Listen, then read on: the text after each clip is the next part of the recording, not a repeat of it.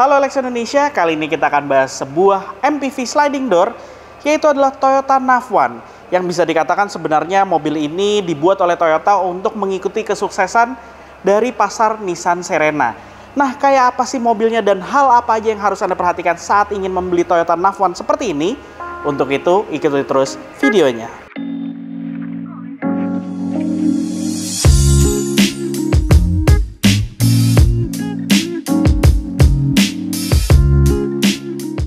Nah, bicara soal desain penampilan dari Toyota NAV1 ini bisa dikatakan memang sebenarnya mobil ini memiliki beberapa desain yang diambil dari saudaranya sendiri, yaitu Toyota Alphard.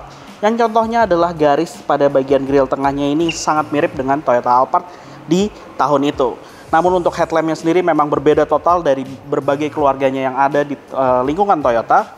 Jadi dia modelnya benar-benar dibuat sangat ukurannya pun cukup besar untuk mobil ini agar terlihat proporsional.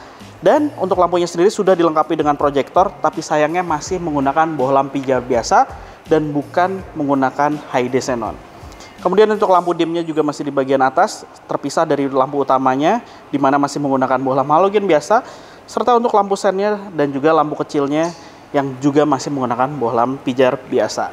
Kemudian untuk di bagian fog lampnya, tipe G seperti ini yang merupakan varian terendahnya, dia belum dilengkapi dengan fog lamp karena barulah tipe V di atasnya yang sudah dilengkapi dengan fog lamp sebagai standarnya.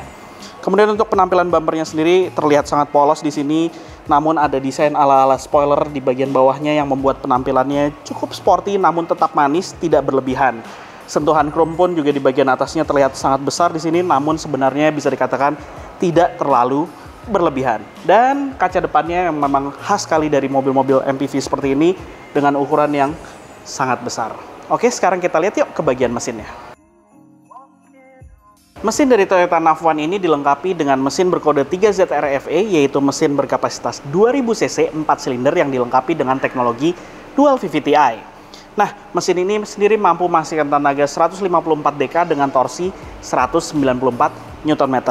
Dan tenaganya itu disalurkan ke roda depan melalui transmisi CVT. Jadi memang mobil ini sudah dilengkapi dengan transmisi CVT yang memang pada saat itu dibuat untuk memberikan efisiensi yang baik pada mobil ini.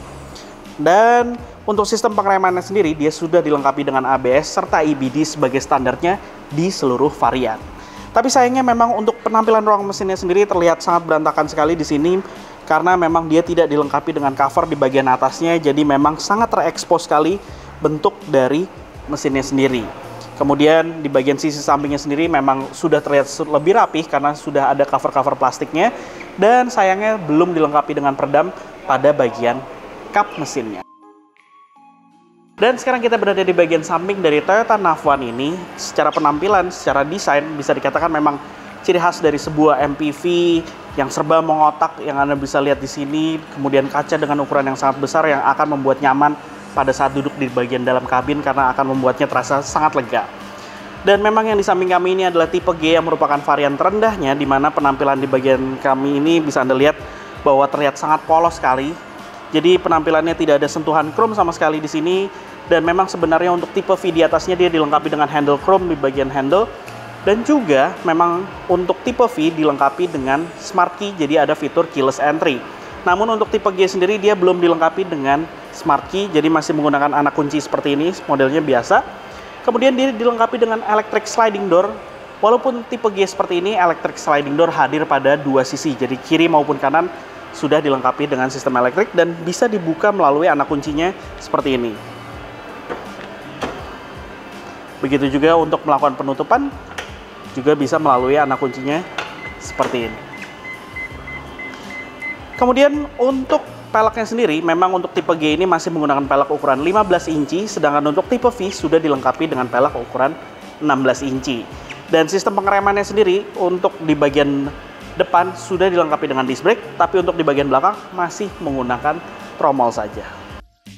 Dan sekarang kita berada di bagian belakang dari Toyota NAV1, di mana penampilan di bagian belakangnya ini memang terlihat sangat sederhana sekali, mengingat ini adalah tipe G tahun 2013 dan memang belum facelift. Tapi walaupun begitu, mobil ini ada sedikit kemewahan, yaitu pada bagian lampu belakangnya yang sudah dilengkapi dengan LED untuk lampu senja dan juga lampu remnya. Tapi untuk lampu sen dan lampu mundurnya masih menggunakan bohlam pijar biasa.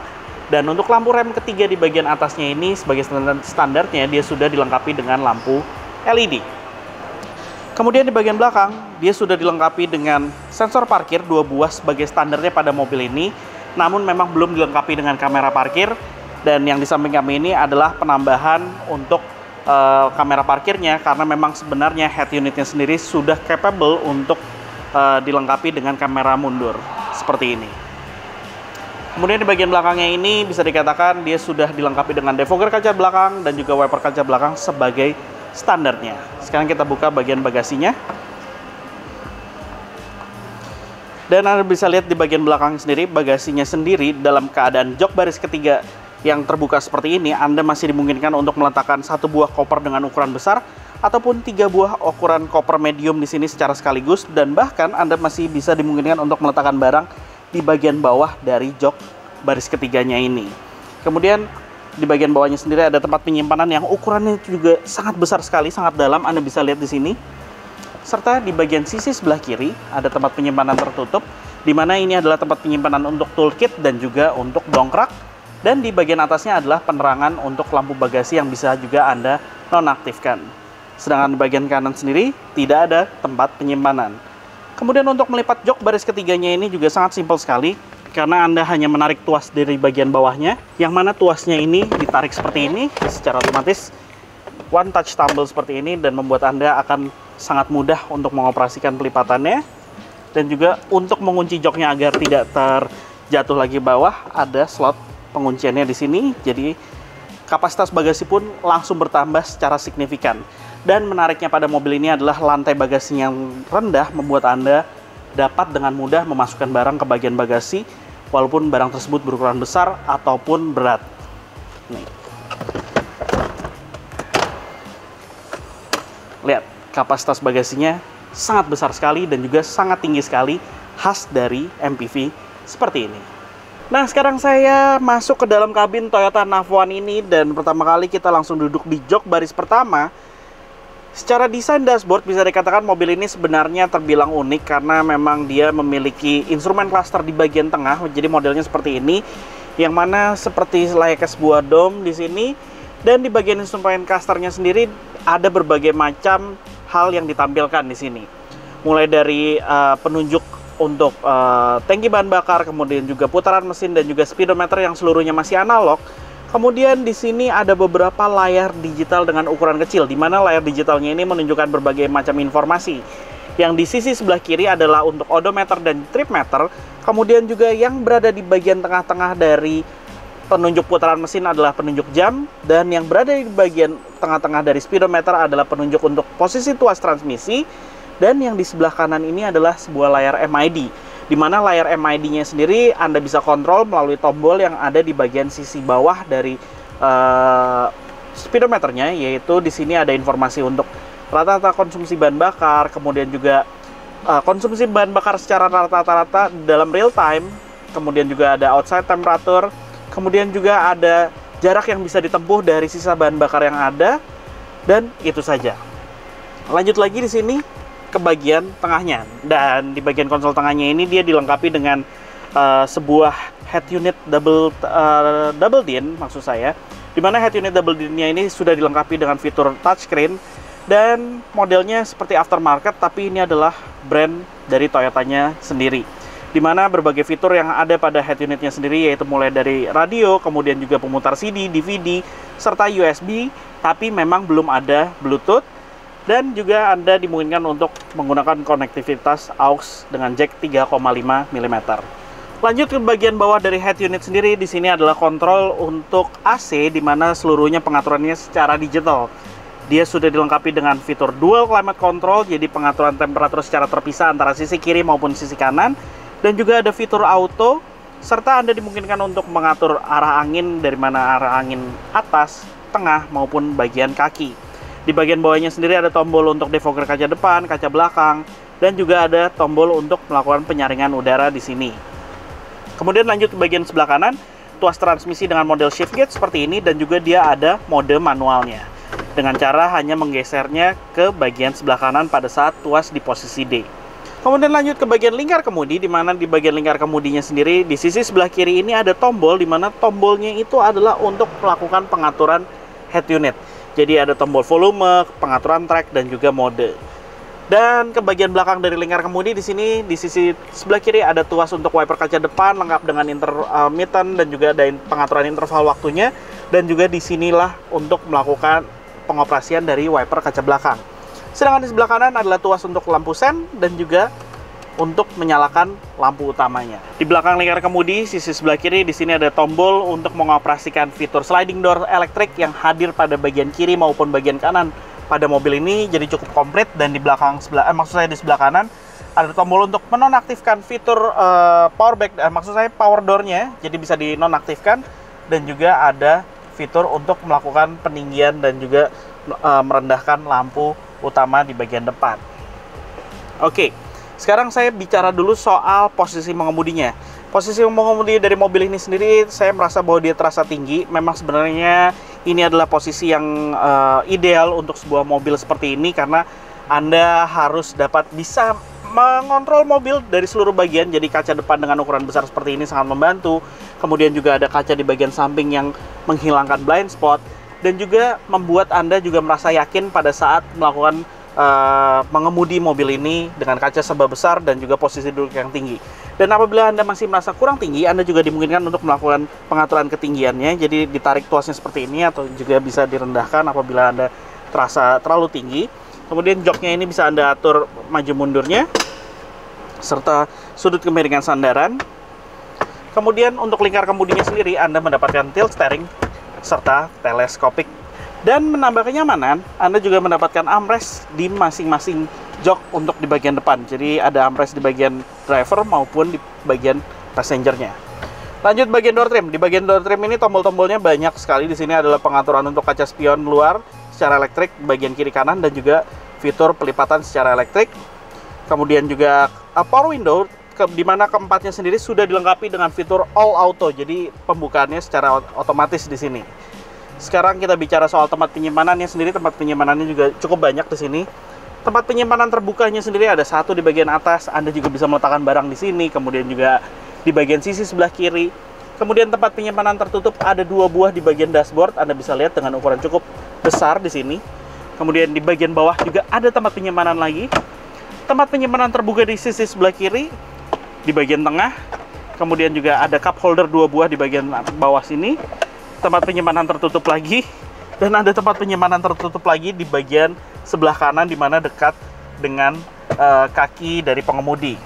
Dan untuk door pocketnya ukurannya sangat besar sekali dan dimungkinkan untuk menyimpan botol minuman. Dan door pocketnya ini ada 2 step, jadi bagian kecil di sisi atas dan juga di bagian bawahnya. Nah, di bagian atas ini ada cermin lengkap dengan lampu, kemudian juga reading light untuk masing-masing sisi.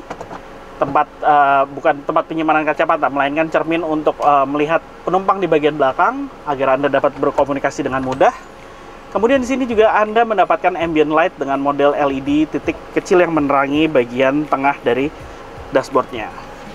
Oke, sekarang kita lanjut yuk ke bagian belakang.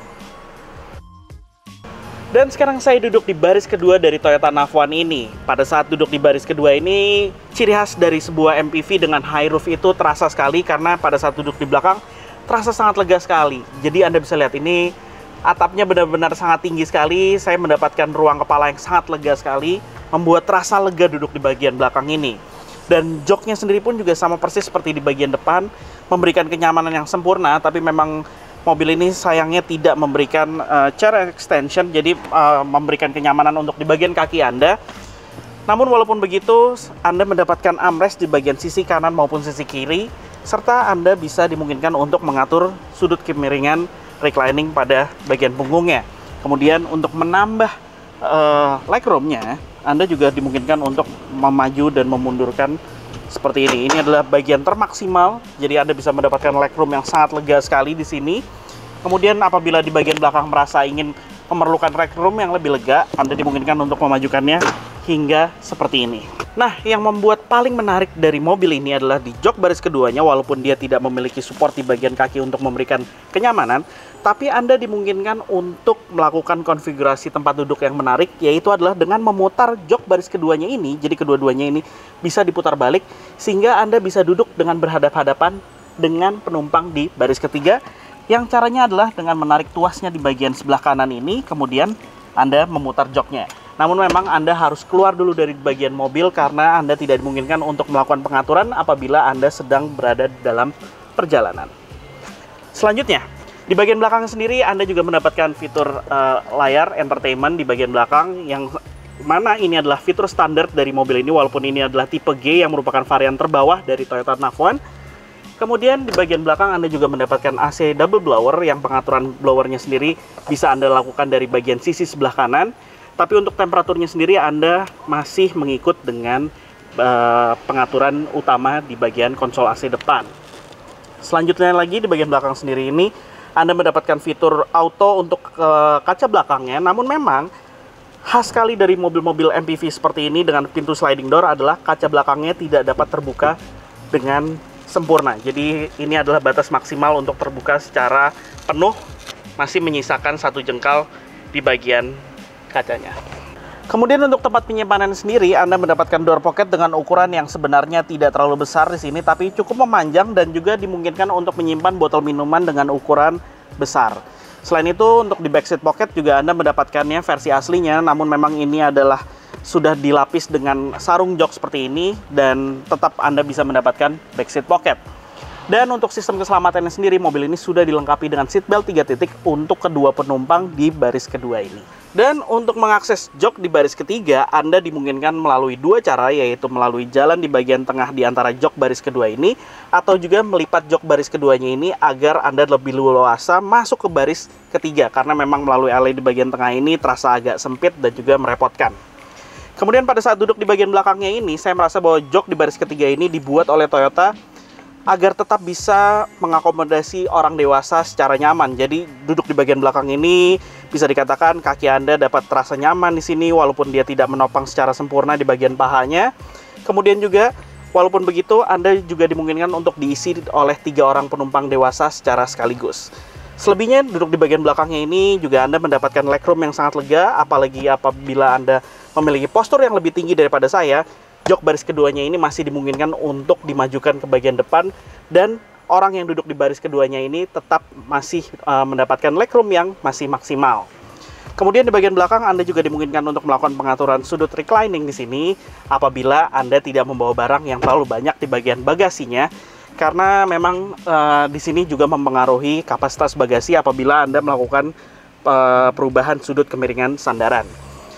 Dan untuk menambah kenyamanan lagi, Anda juga mendapatkan headrest yang bisa Anda atur, dan headrestnya ini sebenarnya ada 3 buah. Untuk penumpang di baris tengah juga mendapatkan headrest, tapi sayangnya di mobil ini headrestnya tersebut dikatakan oleh sellernya sudah tidak ada. Selanjutnya untuk fitur keselamatan sendiri, Anda sudah mendapatkan seatbelt 3 titik untuk 3 orang penumpang dewasa di bagian belakang. Dan tempat penyimpanannya sendiri, di bagian sebelah kanan Anda mendapatkan cup holder 2 buah di sebelah kanan dan juga 2 buah di sebelah kiri, jadi total ada 4 buah. Selain itu, ada trik yang menarik pada mobil ini adalah jok baris keduanya ini bisa Anda lipat ke bagian bawah, jadi membuat secara sempurna tegak lurus di bagian bawahnya ini, yang seolah-olah membuat mobil ini seperti memiliki kasur di bagian baris belakangnya. Jadi apabila Anda melakukan perjalanan jauh tanpa ada banyak orang, dimungkinkan untuk melakukan duduk ala-ala limusin.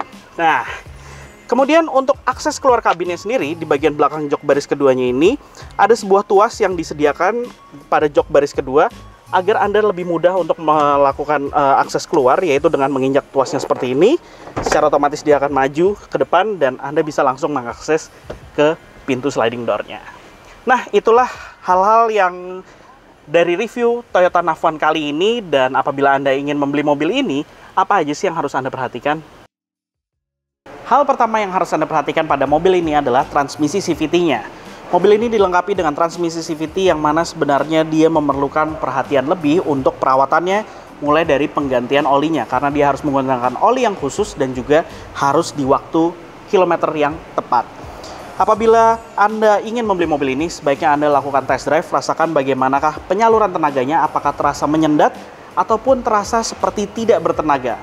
Karena apabila hal tersebut terjadi, otomatis Anda harus melakukan perbaikan transmisi CVT, bahkan melakukan penggantian secara utuh, yang mana biayanya pasti sangat mahal sekali.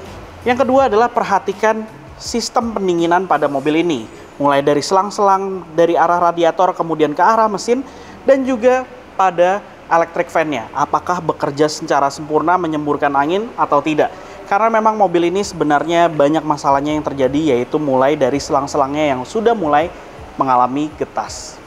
Nah, jadi itulah hal-hal yang harus Anda perhatikan saat ingin membeli Toyota Navwan seperti ini. Dan bicara soal pajaknya sendiri, Toyota Navwan tahun 2013 adalah 4,5 juta rupiah per tahunnya.